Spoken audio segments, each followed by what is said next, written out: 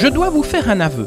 J'ai toujours été quelqu'un de curieux et je me suis toujours intéressé au vécu des personnes qui m'entouraient. Cela me permettait de mieux les connaître et de les découvrir, ce qui, j'en suis sûr, est un réflexe généreux. S'intéresser aux autres facilite les relations avec ceux-ci. En créant, en 2018, le podcast natif Les Interviews d'Eric Cooper, j'avais le projet de partager avec tous et toutes le voyage que je faisais en découvrant la vie et les réalisations des personnes qui, à mon micro, racontaient une histoire, leur parcours de vie ou leur création. C'est sur le ton d'une simple conversation que se déroulent les interviews d'Eric Cooper. Le décor est simple, la terrasse d'un café, un musée, un parc, une gare, l'ambiance parfaite pour permettre à la conversation de se dérouler aisément. Le seul témoin de ces mots échangés, c'est le micro qui restituera fidèlement les échanges et les bruits extérieurs. L'auditeur ou l'auditrice n'assiste pas à cette conversation, mais si il ou elle ferme les yeux, il ou elle sera à mes côtés et grâce à son imagination, suivra l'interview pour découvrir de façon virtuelle l'acteur ou l'actrice du podcast qui pourra être une personne connue ou inconnue. J'espère que vous aurez un plaisir certain à écouter ce podcast et que vous vivrez un moment unique et hors du temps grâce à celui-ci. L'acteur du podcast aujourd'hui s'appelle Samy Fontaine, il est scénariste, c'est lui qui a réalisé le scénario du court-métrage Assassiner n'est pas draguer. Ils ont une page Facebook, ce court-métrage, donc n'hésitez pas à la liker, comme ça vous serez tenu au courant de l'évolution de ce court-métrage. Et donc c'est lui qui en a fait le scénario. Et une première question, Samy, comment est-ce que vous êtes passé du ring de boxe au scénario ? Donc il n'y a pas vraiment de corrélation. Disons juste que la boxe, ça fait 5 ans que je n'ai pas eu de combat, donc je boxais en amateur. 5 ans sans combat, bon j'espère toujours pouvoir en retrouver un jour, mais ça dépend surtout de mon coach. Donc il n'y a pas vraiment de corrélation, de lien entre le cinéma et la boxe, c'est juste qu'un jour j'étais chez moi, j'étais en train de dessiner, c'était un peu pendant la période Covid je pense. Ou un peu après, j'étais en train de dessiner et j'écoutais un podcast sur Shane Black, donc réalisateur, scénariste notamment à Hollywood. Et je me suis un peu reconnu dans le bonhomme sur certaines choses. Ces films, pour la plupart, je les avais déjà presque tous vus à l'époque. Les Armes Fatales, j'ai grandi avec. Dernier Samaritain, Zonaisia, ce sont mes films préférés. Et donc tout ça m'a donné envie de me lancer dans l'écriture. Et je me suis dit, pourquoi pas essayer d'écrire un scénario de film juste comme ça, même pas dans le but de me lancer dans le cinéma, juste pour voir si j'y arriverais, pour m'essayer à cet exercice de style. J'ai commencé à écrire, j'ai pris beaucoup de goût. Et par la suite, de fil en aiguille, je me suis dit, pourquoi pas essayer de trouver des gens pour qui écrire des scénarios de court-métrage. Et puis, à peu près 1 an après avoir fait quelques petits plateaux de cinéma, etc., enfin quelques petits plateaux de tournage amateurs, j'ai essayé de me lancer en plus sur d'autres choses, l'acting, la figuration, etc. Grosso modo. Alors, est-ce qu'il y a des leçons tirées de la boxe qui vous servent dans votre écriture ? Des leçons tirées de la boxe, pas spécialement. Moi, peut-être essayer d'être régulier, c'est comme les entraînements de boxe. Surtout si on a un combat, ou même si on n'a pas de combat, quand même essayer de s'entraîner tous les jours pour ne pas perdre la main. Pareil pour l'écriture, essayer d'être régulier. Aujourd'hui je n'ai pas su écrire, demain je vais essayer d'écrire un petit peu plus, mais essayer d'écrire un peu tous les jours pour déjà ne pas perdre le fil de ses idées, parce que ça peut arriver si pendant 2 mois on ne touche pas un scénario, quand on relit ses notes, quand on relit son séquencier, quand on relit ce qu'on a déjà écrit, on a un peu du mal à s'y retrouver, donc c'est bien que ça reste frais. Sinon, je dis, si une fois je dois écrire une scène d'action, je pense que c'est mon passif martial, parce que je n'ai pas fait que de la boxe, j'ai aussi fait des arts martiaux, ça peut peut-être m'aider à écrire une scène de combat, parce que j'ai une meilleure vision de la chose qu'un autre. Enfin, que quelqu'un qui ne pratique pas, donc ça peut peut-être m'aider, mais sinon, globalement, j'ai pas l'impression que la boxe m'ait beaucoup aidé pour l'écriture. C'est quand même un domaine que vous connaissez bien. Est-ce que vous avez déjà pensé à écrire une histoire inspirée de cet univers de la boxe ? Oui, j'ai déjà eu plusieurs idées, surtout que le frère de mon coach de boxe, qui est lui-même coach, m'a une fois demandé si ça ne m'intéresserait pas de faire un petit scénario, un petit court-métrage qu'on pourrait tourner dans sa salle. Et j'avais eu une idée, sur une soirée, l'idée m'était venue et je l'avais un peu creusée comme ça vite fait. Je m'étais fait le film dans ma tête et j'avais eu cette idée-là Bon, attention à tous ceux qui nous écoutent qui ne me la piquent pas, sinon je vais être colère. Mais en gros, j'avais pensé, voilà, 2 gars qui devaient s'affronter, mais leur combat n'a pas eu lieu. Et un a de gros soucis de santé, il a un cancer ou un truc ainsi, il risque de ne plus être apte. Et donc il vient au club un soir quand le club est fermé, il y a juste le coach et son adversaire. Et il vient au club et ils vont se faire leur combat mano à mano dans le club fermé, un peu comme comme la fin de Rocky 3, quoi. Et donc j'avais un peu pensé à ce truc-là. Voilà, je ne développe pas plus, mais j'avais pensé à cette petite idée-là une fois. Oui, très mauvaise idée de voler une idée à un boxeur. Alors, vous êtes ici en face de moi pour parler d'un court-métrage qui s'appelle « Assassiner n'est pas draguer ». Alors, d'où vous vient l'inspiration pour avoir écrit ce scénario donc, de ce court-métrage « Assassiner n'est pas draguer ». Donc, à la base, « Assassiner n'est pas draguer », c'était un moyen-métrage que j'avais écrit pour un concours. J'ai dépassé la date limite. Et puis, je suis rentré en contact avec mes 2 collaborateurs principaux, Michael Ingracia et Jessica Delors, qui elle est réalisatrice. Michael, lui, on va dire, il s'occupe surtout du marketing, de nous faire rencontrer les bonnes personnes, je vais dire. Et donc, on a décidé de mettre ce projet-là en chemin. Et puis on l'a transformé en long métrage parce que on préférait faire un long métrage. Et donc là, le court métrage en question, c'est à but promotionnel pour les festivals, pour les boîtes de production. Et ça reprend les événements qui se passent un peu avant le début du long. Donc on pourrait limite coller les 2 scripts ensemble, ça matcherait. Donc pour ce qui est de l'inspiration... donc pour le long métrage, donc voilà, le film en gros ça parle, pour faire un pitch très simple, ce sont 2 tueurs à gages, un vieux de la vieille un peu râleur qui doit former un novice. Mais voilà, le gars est très gentil mais il est un peu con et il galère beaucoup avec les femmes, etc. Et sur le côté ils vont s'associer avec une escort girl un peu ersatz de la femme fatale, charmeuse, manipulatrice, qui sait où trouver un petit magot, et donc ils vont s'associer avec pour aller dénicher ce magot-là. Donc pour ce qui est de mes inspirations, à la base il y avait le film Bon baiser de Bruges, de Martin McDonagh, où voilà, je voulais écrire un truc avec 2 tueurs à gages. Sauf que là, le râleur, contrairement au film, ça allait pas être le jeune, ça allait être le vieux. Donc il y a cette inspiration-là première. L'envie de faire un personnage de femme fatale, ça me vient du film Last Seduction de John Dole, avec Linda Fiorentino qui joue un rôle, un des meilleurs rôles de sa carrière, un des meilleurs rôles de femme fatale qu'on ait jamais vu. Et je voulais écrire un personnage de femme fatale. Donc j'ai eu l'idée de mixer un peu ces idées-là, une sorte de femme fatale qui s'associe avec 2 tueurs à gages. Pour le côté, voilà, il y en a un qui est un peu râleur, l'autre qui est un peu con, un peu gaffeur. Ça me vient principalement des films de Francis Weber, comme La Chèvre, Tais-toi, L'Emmerdeur, même si là il n'a fait que le scénario, mais vraiment L'Emmerdeur avec Lino Ventura que j'adore. Donc voilà, pour ce côté-là, un peu buddy movie, entre un peu plus râleur, l'autre un peu plus couillon.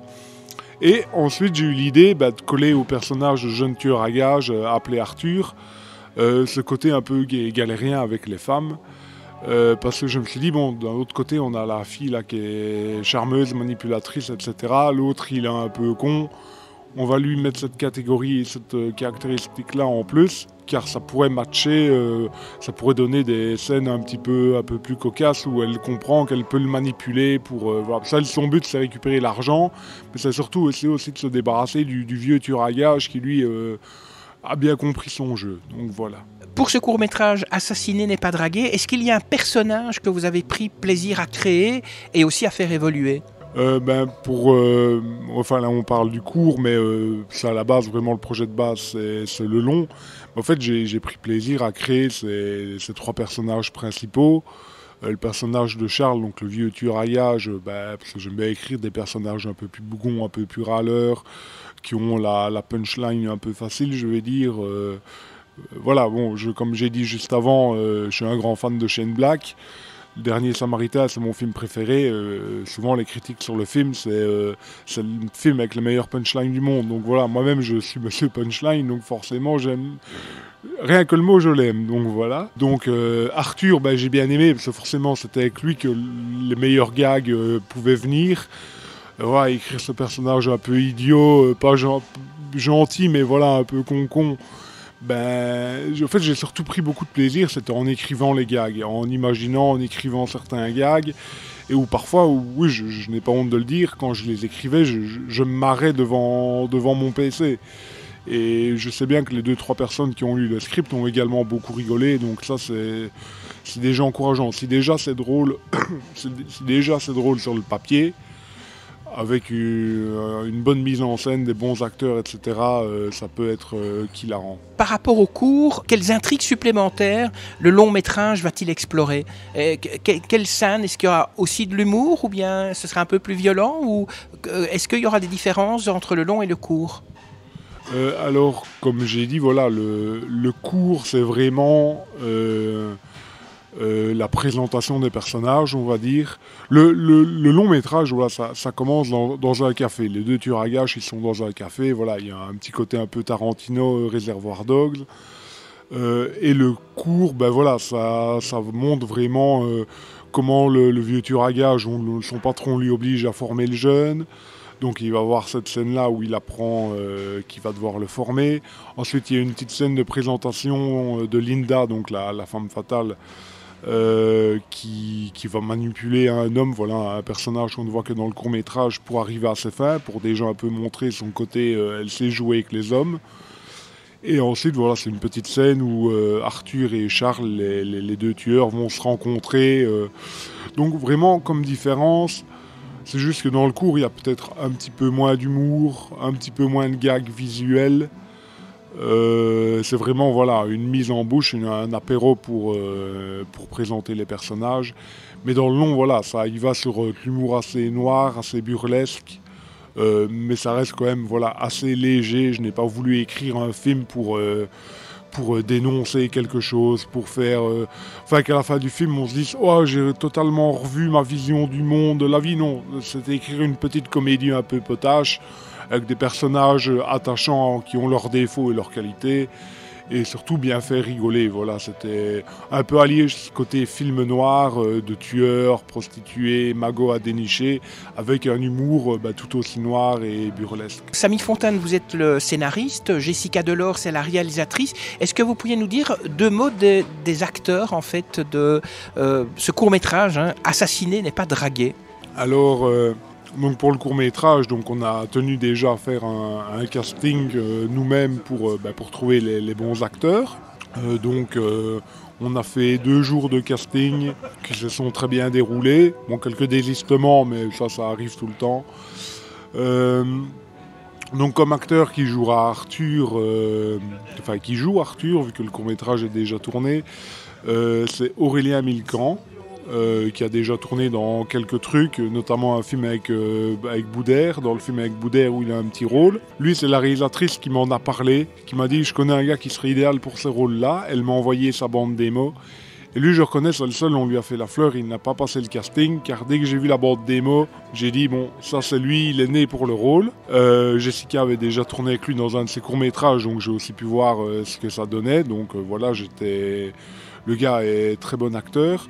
Et il est venu au premier jour de casting pour donner la réplique aux autres acteurs.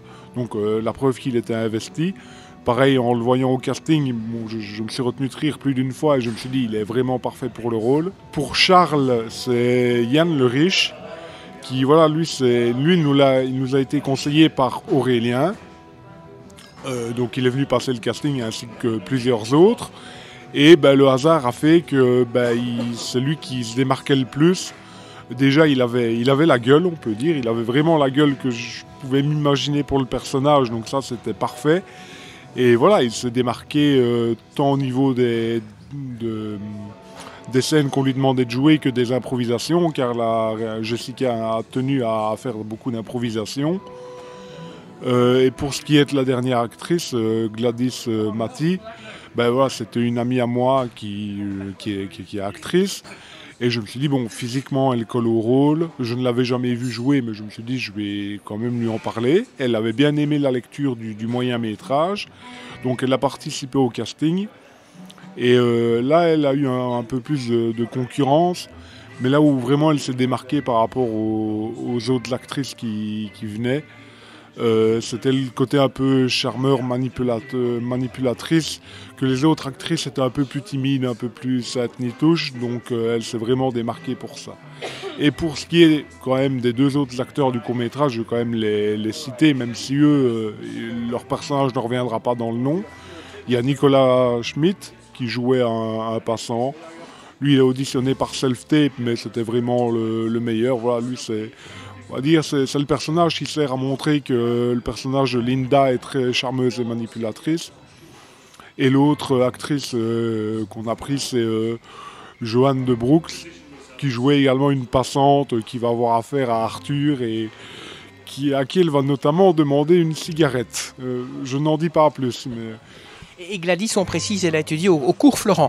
Alors, est-ce que c'est difficile en tant que jeune scénariste amateur de se faire une place en Belgique ? Comment dire, est-ce que c'est difficile pour l'instant, c'est vrai que ça fait 2 ans et demi que je me suis lancé là-dedans. Et c'est vrai que voilà, je n'ai pas énormément de projets qui ont été réalisés. Souvent, voilà, c'était deux projets qui se lançaient, un qui s'annulait, un autre qui se relançait, 2 autres qui s'annulaient. Donc voilà, il y a eu beaucoup de projets avortés. Donc oui, c'est quand même difficile, mais maintenant que ce soit en Belgique ou n'importe où, je pense que c'est difficile. Faut pas hésiter à se faire connaître, à proposer ses scénarios sur Synergie, sur scénariste.com, enfin scriptwriter, les réseaux sociaux aussi. Donc c'est un peu difficile, mais moi je vois qu'en 2 ans et demi, je commence, même si je reste encore au niveau amateur indépendant, j'ai de plus en plus de contacts, je connais de plus en plus de monde. Le cinéma belge est tout petit. Donc souvent, par exemple, je vais aller sur un plateau pour faire de la figuration, de l'acting. Encore l'autre fois, je suis allé à Andenne. Je me suis dit, tiens, ça tombe, je vais tomber sur quelqu'un que je connaissais. Ça n'a pas manqué, je suis tombé sur quelqu'un qui avait passé justement notre casting pour Assassiner n'est pas dragué. Donc voilà, se faire un peu reconnaître des gens, ça peut aller très vite car tout le monde se connaît un peu dans ce milieu. Maintenant, voilà, oui, pour vraiment faire ça au niveau professionnel, surtout quand, comme moi, on n'a pas fait d'études de cinéma, qu'on n'a pas le background derrière, même si on s'est formé en autodidacte, ouais, c'est peut-être un peu plus compliqué de pouvoir se faire repérer par les boîtes de production, etc. Mais il faut insister, il ne faut pas hésiter à envoyer des mails, je pense, à insister, à téléphoner. C'est parfois quand on devient un peu casse-pied que finalement on se fait remarquer. Donc voilà. Est-ce que vous pourriez nous dire 2 mots sur votre routine d'écriture ? Au fait, je n'ai pas vraiment de routine d'écriture parce que souvent quand j'écrivais des scénarios, c'était pour moi. C'était pas des projets qu'on me demandait ou quoi. J'ai déjà travaillé sur des scripts pour d'autres personnes. Donc je n'ai pas vraiment de routine. En fait, tout dépend de la deadline que j'ai, si j'en ai une. Donc souvent, généralement, j'ai plus tendance à écrire le soir ou la nuit. Mais voilà, à moins qu'on me dise, bon voilà, tu dois nous écrire un scénario de long métrage, tu as 1 mois pour le faire. Bon là, je vais taffer 5-6 heures par jour. Mais sinon, si c'est un projet voilà, juste comme ça, sur lequel personne n'a d'attente, je vais peut-être travailler qu'1 heure, 2 heures le soir. J'avance à mon aise. Et tout dépend aussi du plaisir que je prends à travailler dessus. Si là, je me dis, là, j'ai de bonnes idées, je pense qu'il y a moyen que j'arrive à le finir ou que j'avance bien. Tout dépend de la motivation sur le coup, voilà. Je garde une routine assez libre, mais maintenant, comme je dis, si j'ai vraiment une grosse deadline, là, je travaille dessus, je bûche dessus. Pour le court-métrage Assassiner n'est pas dragué, vous aviez déjà l'histoire en tête avant, ou bien est-ce qu'elle a évolué au cours de l'écriture ? Non, je n'avais pas du tout l'histoire, j'avais juste vraiment ce pitch de base. C'est ce que j'ai avec beaucoup de scénarios, j'ai juste le pitch de base en tête. Donc, comme j'ai dit, voilà, 2 tueurs à gages et une escort girl qui s'associent pour trouver un magot. Ensuite, au fur et à mesure, voilà, j'ai fait mon séquencier, j'ai essayé d'imaginer... donc le séquencier, pour ceux qui ne savent pas, c'est un peu le squelette, c'est toutes les étapes du récit. Donc non, ça s'est vraiment construit au fur et à mesure. Et il y a juste, lorsque j'ai dû transformer le moyen métrage en long métrage, je me suis concerté avec la réalisatrice pour savoir si elle voulait que je poursuive l'histoire après la fin du scénario, ou si je casais juste une petite histoire annexe entre deux passages du scénario. Elle préférait que je parte là-dessus. Je n'étais pas contre, car jusque-là, elle ne m'a demandé aucune modification du scénario. Donc voilà, c'est vraiment pour la transformation où j'ai essayé de trouver un endroit où je pouvais recaler une petite histoire annexe avant la suite du récit. Mais voilà, tout s'est construit vraiment comme ça en faisant mon séquencier. Je vais me répéter, j'avais juste mon pitch de base en tête et ça s'est construit au fur et à mesure que les idées venaient. Alors souvent, des romans deviennent des films, mais vous, votre scénario pour Assassiner n'est pas dragué, est-ce que ça pourrait devenir un roman ? Oui, je pense que ça pourrait devenir un roman, surtout que même si c'est beaucoup d'humour en roman, je sais qu'on peut également écrire des romans humoristiques. Moi actuellement, je n'en ai pas encore lu, j'en ai un qui m'attend chez moi, de Carl Hiaasen, qui fait beaucoup de romans mélangeant polar et humour noir. Donc si le gars réussit à faire plusieurs romans comme ça, j'imagine que l'humour en roman, ça peut très très bien marcher. Mais là, je ne vois pas trop l'intérêt de transformer ça en roman. Généralement, c'est plus un roman qu'on transforme qu'on va adapter en film, que l'inverse. Parce que le fait d'en faire un film, c'est qu'en plus, on va voir les images. On va voir les images, le son. Donc, en tant que spectateur, on revit un peu mieux le récit avec les images et le son. Même si beaucoup prennent beaucoup plus de plaisir à lire un roman et à s'imaginer tout ce qui est décrit, tout ce qui est raconté, vont peut-être prendre plus de plaisir qu'à voir un film. Mais ça pourrait faire un roman, mais je ne verrais pas trop l'intérêt, au fait. Alors, vous avez mentionné les deadlines, ça veut dire que parfois on vous dit, voilà, 1 mois et il faut faire un long métrage. Mais est-ce que vous avez déjà rencontré des blocages créatifs et comment est-ce que vous les avez surmontés ? Vous vous trouvez devant une page blanche et il n'y a rien qui vient. Comment vous faites ? Alors, le syndrome de la page blanche, oui, ça m'est déjà arrivé. Là, vraiment, le gros exemple que j'ai en tête, c'était quelqu'un qui avait pris contact avec moi, qui avait lu quelques-uns de mes scénarios de court-métrage. Il était venu chez moi, dans ma ville. On est allé boire un verre et on a décidé de partir sur une idée de série. Une petite série de 6-7 épisodes, une mini-série qui se tournerait à Namur. Et on voulait partir sur quelque chose polar, film noir, quelque chose comme ça. Et durant tout le processus d'écriture du séquencier, j'ai énormément bloqué. En fait, un coup, je partais sur une idée, puis je bloquais sur celle-là, puis je repartais sur une autre, puis je rebloquais, puis je revenais à la première, puis il y avait une troisième idée qui se créait. Et là, j'avoue que ça a vraiment été mon plus gros blocage, parce que pendant 2 semaines, j'ai navigué d'une idée à l'autre, sans trop savoir quoi, puis finalement j'ai réussi à trouver le bon filon. J'ai écrit le séquencier du premier épisode, et puis finalement le gars est tombé malade et on n'a plus jamais repris nouvelle et le truc est tombé à l'eau. Mais généralement, hormis ce projet-là, quand ça peut m'arriver dans un syndrome de la page blanche, ou me dire « Ah mais oui, mais là, ce que j'ai écrit là, il faut modifier ça là plus haut pour que ça colle ». Donc ça peut parfois arriver, c'est très frustrant, c'est très rageant quand on ne sait pas comment on va continuer son récit. Mais généralement, le jour où je suis en train d'écrire et que ça me prend, je me dis, allez, là tu as cherché, tu t'es bloqué, peut-être que c'est pas le bon jour, peut-être que tu trouveras demain. Voilà. C'est comme quand on est bloqué à un jeu vidéo, on n'arrive pas à passer ce niveau-là, on va laisser reposer 2 jours, peut-être que la prochaine fois ça va aller. Quels sont vos projets pour après Assassiner n'est pas dragué ? Moi, j'étais un jet, une île, le meilleur whisky du monde. Non, après mes projets hors un peu cinéma, donc voilà, on parlait justement d'écrire de romans, etc. Donc moi, depuis quelque temps, je lis beaucoup de romans noirs, polar, thriller. Je sors un peu de ma zone, j'essaie aussi de sortir de ma zone de confort et de lire d'autres choses. Et dernièrement, j'ai écrit une nouvelle qui, là, va bientôt être publiée.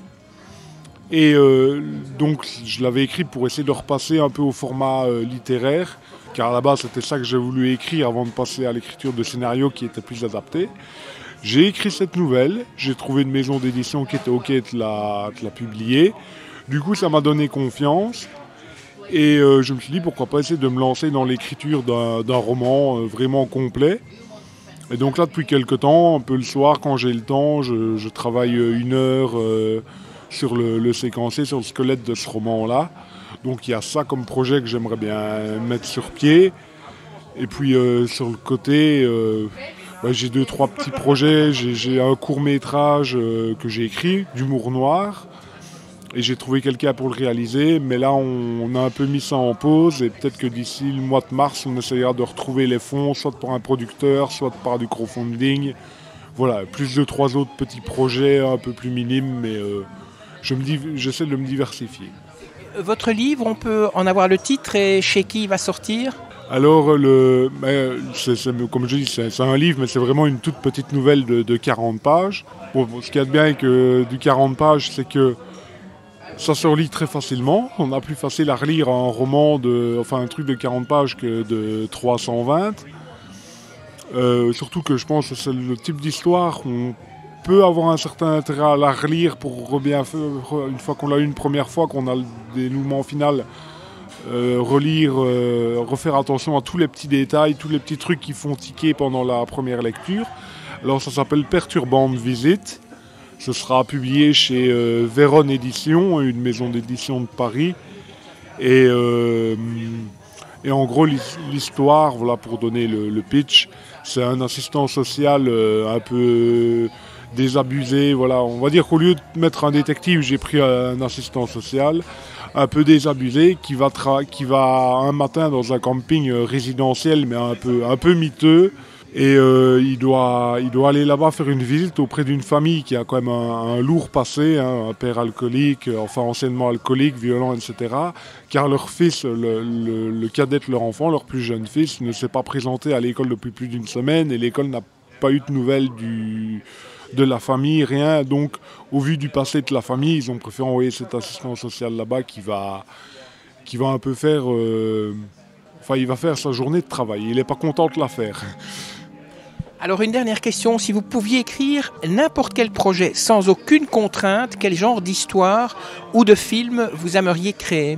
Alors, donc moi je suis né dans les années 90, mais j'ai beaucoup été biberonné aux films d'action et aux polars, aux thrillers des années 80-90. Comme je dis souvent pour rigoler, j'ai vu L'Arme Fatale à 8 ans, voilà, donc ça veut tout dire. Donc moi, ce que j'aimerais vraiment, si je pouvais écrire un énorme projet ou même le réaliser, parce que j'essaie aussi de toucher un peu à la réalisation, ce serait forcément, un gros film d'action avec un côté polar noir. Voilà, soit je ferais vraiment un gros film d'action avec beaucoup d'humour, soit vraiment quelque chose de très sérieux, très premier degré, avec de la fusillade, du combat, peut-être des courses-poursuites aussi, même si ça m'attire un peu moins. Du buddy movie, parce que c'est mon sous-genre préféré, notamment L'Arme Fatale, Le Dernier Samaritain, c'est ce que Shane Black fait le plus et fait le mieux, et c'est également ce que j'aime le plus voir. D'ailleurs, le premier scénario que j'ai commencé à écrire, c'était un buddy movie qui s'inspirait un peu du Dernier Samaritain.